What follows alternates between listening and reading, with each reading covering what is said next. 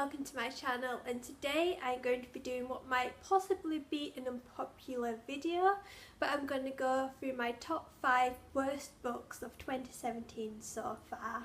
So this is basically my companion video to my best books of 2017 so far, so I will link that down below if you want something a bit more positive.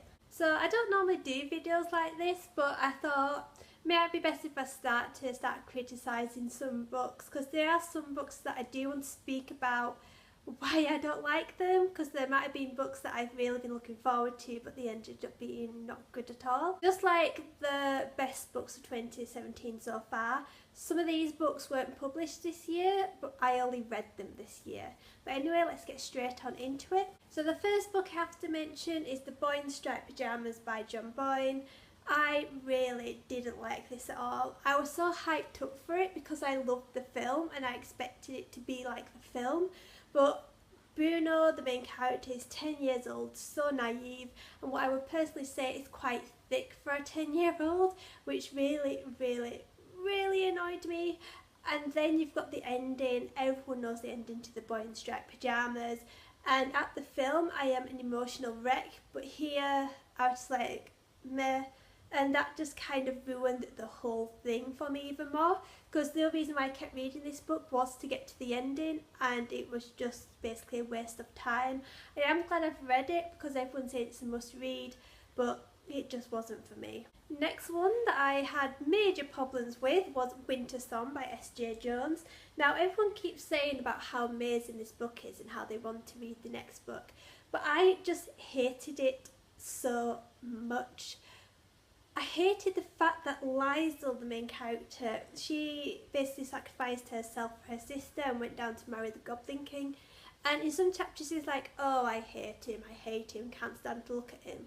And then in other chapters she's having sex with him, going, oh, I love him so much, he's so musical and I love him. And I'm like, just make up your mind. I hate books like this, where the girl is like, oh, I hate him in one chapter, and the next chapter she loves him, and I'm like, oh my lord, I just hated it. It would have been better if it was a stronger female character who just didn't have sex with someone she hated just because.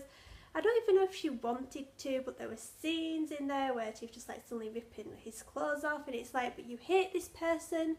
And yeah, I just didn't understand it at all, and I'm not going to be reading the second book when it comes out. The next one is The Primrose Path by Rebecca Griffiths. Now when I heard about this, I was really excited. I love a good thriller, and this one, well, the blurb says, certain small community she's now part of, Sarah soon realises that someone is watching her, someone who seems to know everything about her. But that doesn't happen. You don't see someone watching her who knows everything about her. So I am expecting some kind of stalker thriller, but it just doesn't. There's just this weird guy who keeps knocking at her door, but he doesn't know everything about her, and he doesn't do it all the time. He's just like the village weirdo. There's only one time where someone seems to be stalking her, when there's a car outside, but then afterwards nothing else is mentioned. I mean, this book just goes nowhere. I mean, it was so bad I forgot the ending. I mean, it didn't have a big ending or like that. It was just a total letdown. The next one is The Widow by Fiona Barton, and this is another kind of thriller crime. This basically follows a widower of a gentleman who was sent to jail for abducting and killing a child, except nobody knows if he actually did it. And this basically follows the police officer at the time when the child went missing trying to sort it out. Then it goes in the future where you've got a reporter interviewing the widow, because this man has now died, and she's trying to get the real story out. And at first it seemed quite interesting until like halfway through you just totally guess the ending. Then it's like, what's the point in reading? And I hate thrillers like that. I need to be kept guessing. I look like Gone Girl. Gone Girl was amazing, but I'm surprised that I picked this up, especially because it says perfect fill the dark void left by the girl on the train. And I hated The Girl in the Train. That put me into a serious 6-month reading slump at the beginning of 2016, and I hated it so much. But this one actually sounded quite interesting, so I picked it up. But yeah, it's probably one of the worst thrillers I read. The next one might be a bit of a shocker, but I have my reasons, and that's The Princess Diaries by Carrie Fisher. Even though I loved this book because of Carrie's writing, it wasn't what I expected at all, and that's why I didn't end up really liking it. This was sold as Carrie's diary of filming Star Wars. And basically the first few chapters about how she got the part, and then the next probably half of the book is all about her affair with Harrison Ford. Basically that is just all it is, and when you get to the actual extracts from a diary, they're all about Harrison Ford, either prior to the affair or after the affair.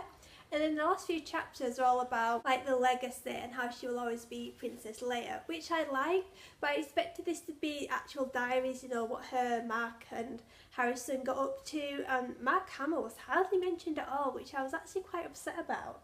So even though I did like it, Carrie Fisher's an hilarious writer, you can see her feminism coming out when she writes it, but I expected more, and I didn't expect it to be so revolved around Harrison Ford. Yeah, that's my least favourite books of the year. Maybe I should call them that instead of the worst. So if you want to, you can like this video or subscribe to this channel. And if you want to follow me on my social media, you can do. I will link them all down below for you. So I will see you later with a new video.